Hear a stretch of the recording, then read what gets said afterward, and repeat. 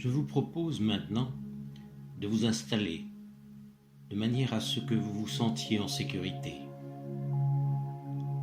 Chacun a une idée différente de la sécurité.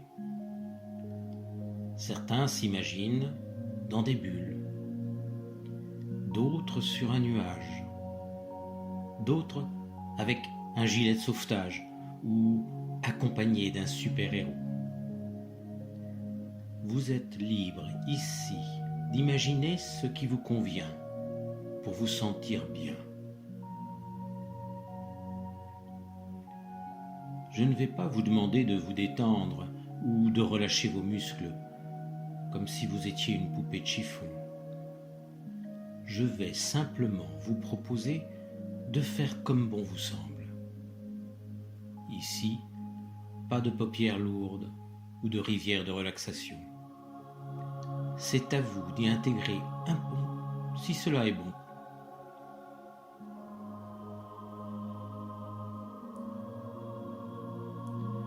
Parfois, les décors s'installent sans même y avoir réfléchi avant.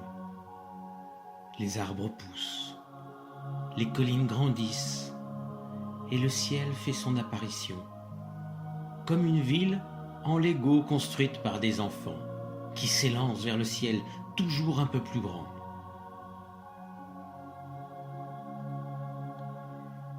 Et si l'illogisme du possible permet à l'irréel de devenir plus probable, il est fort envisageable de ne pas se souvenir que le présent est providentiel. Mais si le pouvoir de l'instant se juxtapose au moment d'après, les choses s'intensifient 2 fois plus vite que dans l'unique. Et si votre conscient se perd dans autant de mots entremêlés, c'est peut-être parce que cette séance sera un véritable Picasso. La symétrie me plaît bien.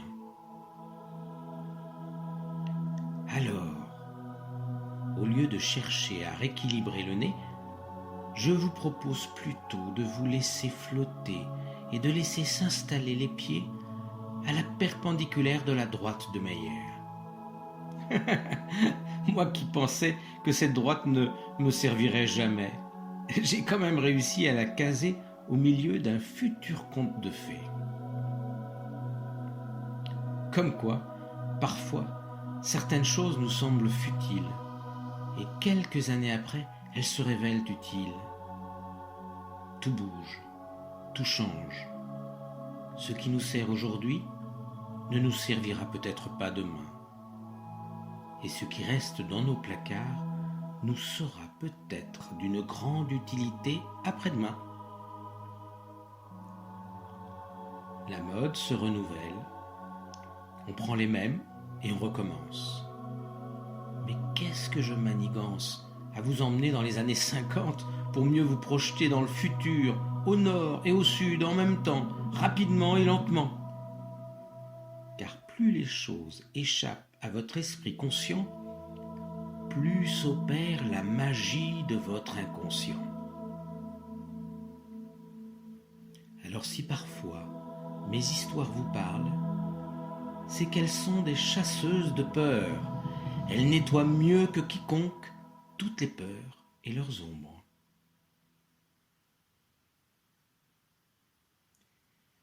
Je vais vous raconter une histoire. Quand ma grand-mère était petite, son père était parti à la guerre. Sa mère ne travaillait pas. Il n'avait aucun revenu.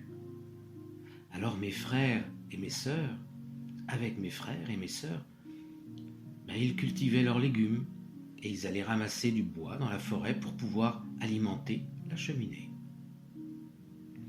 Je me souviens que quand j'allais chez elle, il nous fallait enfiler plusieurs gilets, tellement sa maison était peu chauffée. Il faut dire qu'en Lorraine, là où elle habitait, il arrivait souvent qu'il fasse moins de 10 degrés. En ce qui concerne la nourriture, avec mon frère, on devait se partager un produit laitier. Et une fois couchés, on faisait des concours de gargouillis, tellement nos estomacs étaient affamés. Il faut dire que ça nous changeait de chez l'autre mamie, qui nous préparait toujours des repas améliorés. Chez elle, c'était Noël tous les jours. Nous avions même trop à manger. Ce qui est surprenant, c'est que cette autre mamie aussi avait connu la guerre, les manques. Une fois, ils avaient même dû manger du chat pour ne pas mourir de faim. Mais elles avaient réagi toutes les deux, et oui, de manière différente. L'une avait toujours peur de manquer, donc elle vivait dans l'économie. L'autre, au contraire, vivait dans l'abondance. Pourtant, elles avaient des revenus sensiblement égaux. Ce n'était pas une question d'argent, mais une question d'habitude. Mamie Abondance avait toujours de la chance. Elle disait « Je suis un vrai aimant à argent ». Si une pièce ou un billet avait été perdu sur le sol, c'est toujours elle qui les trouvait. Et en plus, elle était joyeuse et les gens adoraient sa compagnie, ce qui fait que chaque jour, un voisin venait sonner pour boire un thé avec elle et en même temps, en profitait pour lui amener des légumes ou d'autres cadeaux. Mamie peur de tout, elle vivait toujours méfiante. Les gens sentaient bien qu'ils n'étaient pas bien les bienvenus chez elle. En plus, il faisait froid. Ils préféraient rester au chaud chez eux plutôt que de venir boire un thé dont le sachet avait été utilisé des dizaines de fois. J'aimais bien mes deux grands-mères, mais j'ai choisi de ressembler à Mamie Abondance. J'ai décidé de provoquer ma chance. Peur ou abondance? À qui voulez-vous ressembler? À quoi voulez-vous que votre vie ressemble?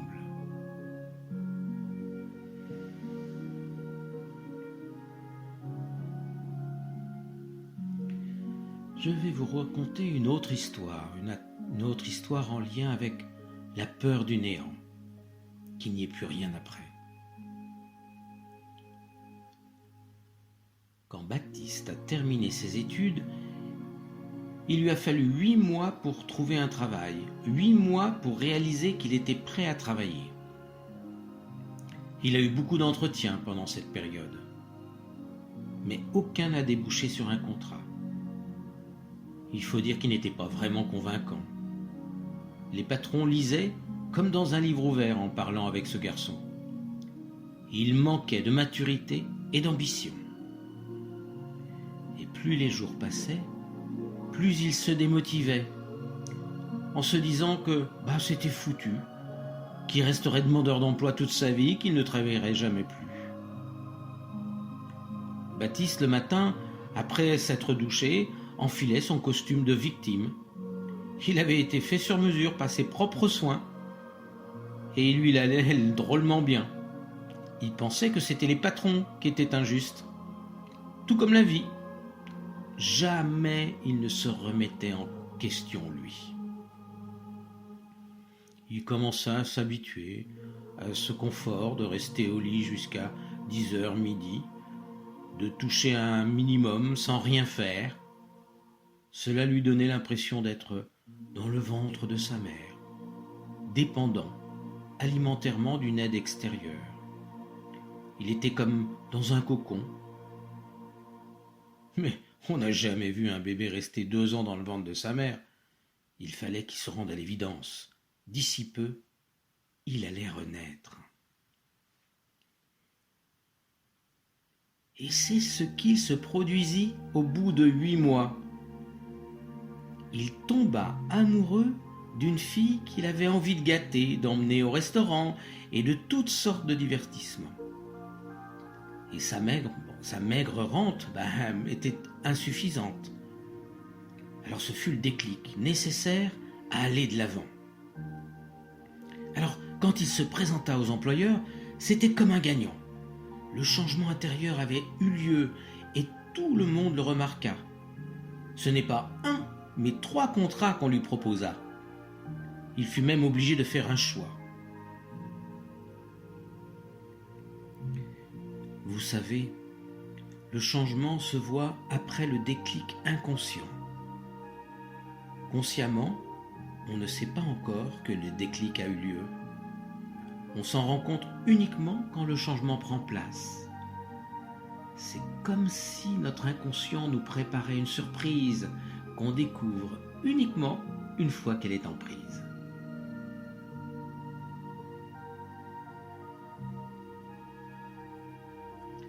Alors une autre histoire, une nouvelle histoire.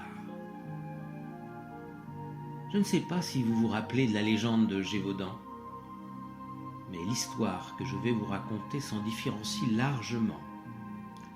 Le seul point commun est une bête, inconnue des habitants. Mais dans mon histoire, cet animal n'est pas méchant. Aucun biologiste n'avait recensé cette espèce, qui était une sorte de croisement entre une loutre et un écureuil. Un animal qui avait évolué avec le temps pour être aussi à l'aise dans l'eau que dans les branches. Au début, les hommes du village avaient installé des pièges. Ils pensaient que cet animal pouvait être nuisible, voire même dangereux. Mais en réalité, il était juste blessé. Il avait été mordu par un chien du quartier. C'est donc sans rébellion qu'il se laissa tomber dans un piège de la famille Didier. C'est leur fils qui le trouva en premier. Il osa le caresser, son pelage était doux. Mais quand sa mère réalisa qu'il s'était approché, elle lui cria de bien vouloir s'écarter. Il faut dire que les gens ont tendance à craindre ce qu'ils ne connaissent pas. Son père se précipita, bien décidé à l'abattre et à accrocher sa dépouille sur la place. Mais son fils s'interposa. « Non, papa, regarde cet animal est juste blessé. Il n'a rien dit quand je l'ai caressé. Ses griffes sont si petites qu'elles nous chatouilleraient. Papa, s'il te plaît, laisse-moi le soigner et ensuite l'apprivoiser. » Le père se souvenait que ses parents adoptifs avaient aussi dû apprendre à l'apprivoiser. Alors il décida de donner une chance à cet animal blessé. L'écureuil loutre fut vite remis sur pied, enfin sur pattes, et l'enfant décida de l'emmener à l'école. Au début, les autres élèves étaient apeurés, parce que cet animal appartenait à une espèce qu'ils n'avaient jamais étudiée. Mais très vite, l'enfant leur expliqua ce que cet animal mangeait, les caresses sur le ventre qui le faisaient ronronner, et son agilité pour grimper sur le toit ou son plaisir de se baigner dans la mare. Bientôt cet animal, inconnu, devint l'ami de tous. Et oui, en apprivoisant l'inconnu, on cesse d'avoir peur.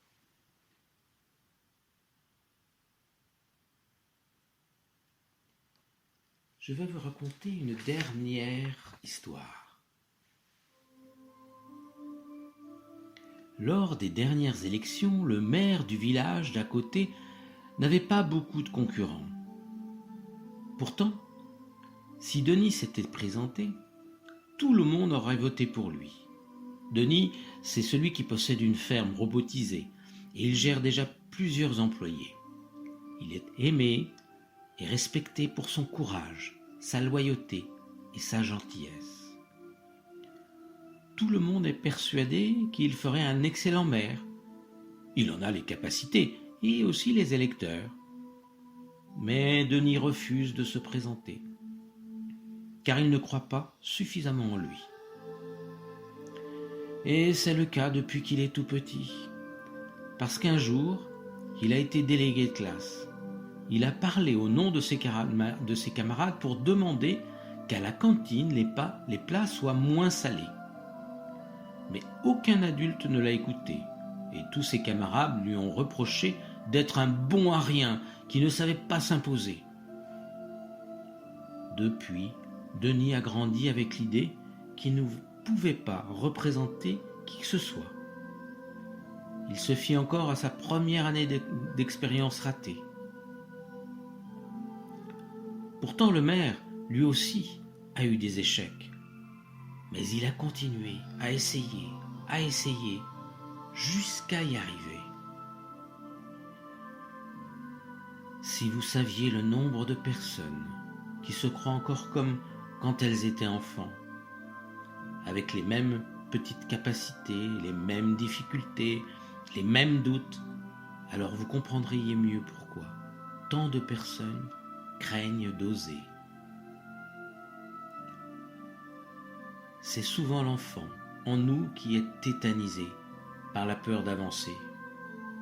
C'est pourquoi il est important de laisser l'adulte piloter.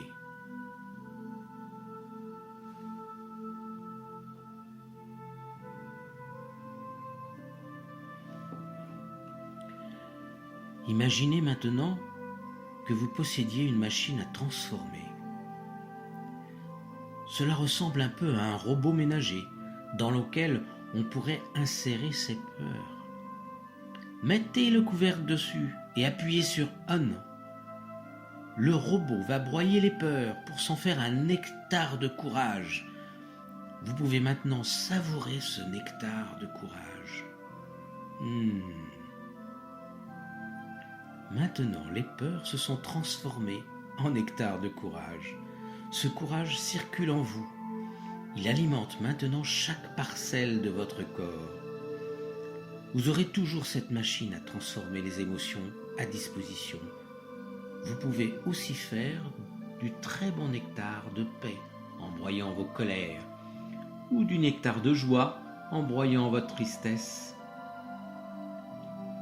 Et imaginez-vous, d'ici quelques jours, les choses ont changé de manière positive, car dorénavant, vous agissez par envie. C'est votre joie et votre confiance qui vous font prendre les bonnes décisions pour votre bonheur.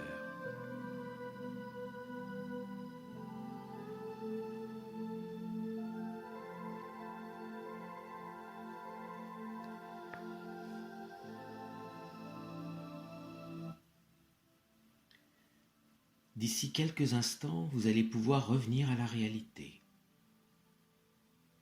La réalité, en sentant que dorénavant, vous êtes équipé de courage, de force, plus grande que les peurs. Votre corps va progressivement se désengourdir et quand vous le souhaiterez, au rythme qui sera le vôtre, peut-être 1 minute ou 2 minutes, vous pourrez rouvrir les yeux. Vous pouvez commencer à bouger vos doigts de main, vos poignets. Commencez à bouger vos bras tout doucement, légèrement. À bouger un petit peu la tête, à entrouvrir les yeux, réouvrir les yeux. Et quand vous le sentez, vous pouvez vous relever de là où vous êtes, avec douceur, avec bienveillance.